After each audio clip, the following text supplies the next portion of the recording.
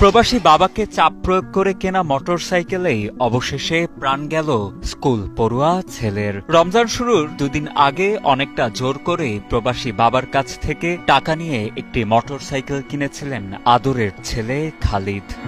অতঃপর কনসার্ট দেখে গভীর রাতে বাড়ি ফেরার পথে সড়ক দুর্ঘটনায় প্রাণবন্ত দুটি জীবন কেড়ে নিল সেই মোটরসাইকেল। গেল 13 এপ্রিল দিবাগত রাত 2টার দিকে চুয়াডাঙ্গার আলমডাঙ্গা উপজেলার পারলক্ষীপুর গ্রামে ঘটে মর্মান্তিক এই সড়ক দুর্ঘটনা। ও খুব জেদ করে গাড়িটা কিনছে আর কি, যে গাড়ি না কিনে দেবো না, নাই মারা যাবে, হ্যাঁ তাই এই ধরনের কথাবার্তা বাড়িতে ভাঙচুর করতো, এখন বাধ্য হয়ে কিনে দিয়েছিল আর কি। মোটরসাইকেল মূলত ওই বাসা থেকে কিনে দেয় ইচ্ছুক না, ও বাসায় অনেক জোর জুলুম করে বাড়ি ভাঙচুর, এমন করে মারধর পর্যন্ত সে করে আছে। নিহতরা হলেন ঝিনাইদহ সদর উপজেলার বুড়ো গ্রামের সৌদি প্রবাসী সেন্টু মিয়ার ছেলে খালিদ হোসেন ও খালিদের চাচাতো ভাই একই গ্রামের আরিফুল ইসলামের ছেলে তামিম হোসেন। এছাড়া সেই দুর্ঘটনায় আহত সজীব আলী চুয়াডাঙ্গা সদর উপজেলার সিন্দুরিয়া গ্রামের শরীফুল ইসলামের ছেলে। ঈদ আনন্দকে ম্লান করে নিহতদের পরিবারে এখন নেমে এসেছে শোকের ছায়া। মানে কয়দিন মোটরসাইকেল কিনে ও আগে চালাতে পারতো না, মোটরসাইকেল কিনে তারপর চালানো শিখেছে, মানে কিনে নিয়ে অতিরিক্ত উড়ে বেড়াইতো।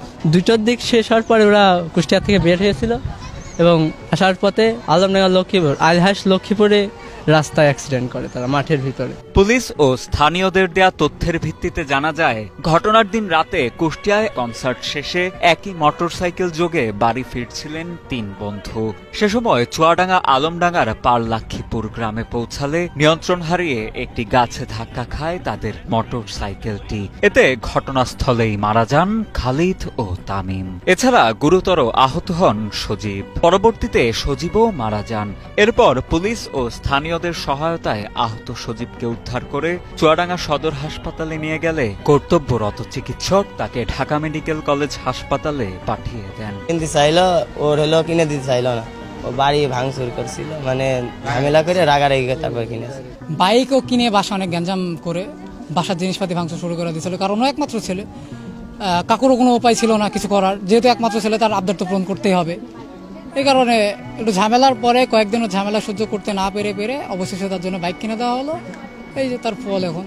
নিহত খালিদের স্বজনদের ভাষ্য, পরিবারের সবার ছোট হওয়ায় অনেক আদরের সন্তান ছিল খালিদ। রমজানের আগেই মোটরসাইকেল কিনে দেওয়ার জন্য বাবা মায়ের কাছে আবদার করতে থাকে সে। বাবা মা রাজি না হওয়ায় জেদ করে ঘরের জিনিসপত্র ভাঙচুর করে সে। পরে নিরুপায় হয়ে খালিদকে মোটরসাইকেল কিনে দেন পরিবারের সদস্যরা। জোর করা বলতে কিছুই না, তখন গাড়ি কেনার ওই বাড়ি থেকে বাপ বিদেশ আছে, হয়তো বারবার বলেছে বাড়ি ইয়ে করেছে। আমারও কয়েকদিন আমি ঘুরাইছি, যে 10-15 দিন ঘুরাই যাবো, দেখছি গাড়িটা দিল ছোট মানুষ, তার কাগজপত্র বিহীন চালাবে সে।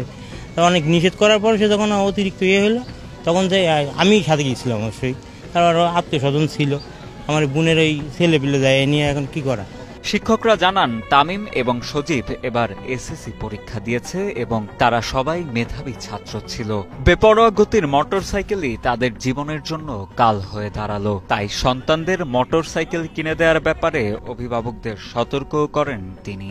এদিকে নিহতদের পরিবারের পক্ষ থেকে কোনো আপত্তি না থাকায় ময়নাতদন্ত ছাড়াই মরদেহ পরিবারের কাছে হস্তান্তর করা হয়েছে বলে জানান আলমডাঙ্গা থানার ভারপ্রাপ্ত কর্মকর্তা আবু সাইদ।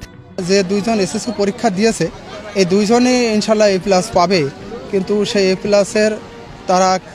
পাবে সেটা তারা দেখে যেতে পারল না। তার পরিবার যে ক্ষতিগ্রস্ত হলো, আজ A+ পেয়ে কি হবে, আমরা আসলে অত্যন্ত মর্মাহত।